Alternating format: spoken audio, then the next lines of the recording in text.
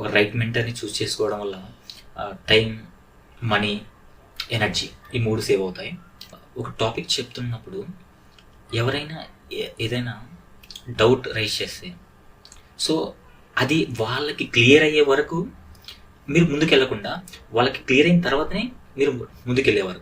జనరల్గా బయట కొన్ని కోర్సెస్ని చూస్తే కేవలం వాళ్ళ కోర్స్ డిజైన్ చేసింది మనీ కోసమే, అది క్లియర్గా అర్థమవుతుంది మాకు.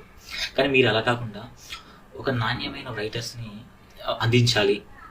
సో బయట మెంటర్స్ ఎవరైతే ఉన్నారో అంత వాళ్ళు ప్రాపర్ వేలో చెప్పట్లేదు, వాళ్ళకు కూడా చాలా విషయాలు తెలిసిలేవు అన్న ఉద్దేశంతో మీరు ఒక రివల్యూషన్ ఇలా స్టార్ట్ చేయడం చాలా బాగుందండి. ఒక మూవీ ప్లే చేస్తూ సీన్ బై సీన్ ఎక్స్ప్లెయిన్ చేస్తూ ఏ సీన్ తర్వాత ఏ సీన్ పడాలి, ఏ సీన్ని ఎలా డిజైన్ చేయాలి, సో ఏది రైట్ ఏది రాంగ్ మేము ఎలా డిసైడ్ చేసుకోవాలి అనే విషయాలను చాలా క్లియర్గా మాకు ఎక్స్ప్లెయిన్ చేశారండి. Thank you very much.